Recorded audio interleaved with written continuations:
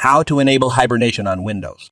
Hibernation is a mode that uses less power than sleep and allows you to resume your work faster when you turn on your PC again. It is useful when you know that you won't use your PC for a long time and won't have an opportunity to charge the battery. In this video, I will show you how to enable hibernation on Windows. Step 1. Open the control panel and select System and Security Power options and change what the power buttons do and change settings that are currently unavailable. Step 2.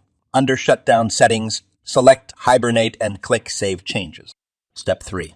After enabling hibernation, you can hibernate your C by selecting Starting Power, Hibernate, or by pressing the Windows logo keys X and selecting Shutdown or Sign Out, I Hibernate.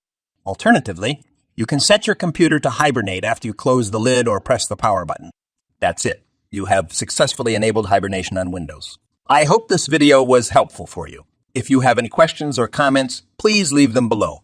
Thank you for watching and don't forget to subscribe.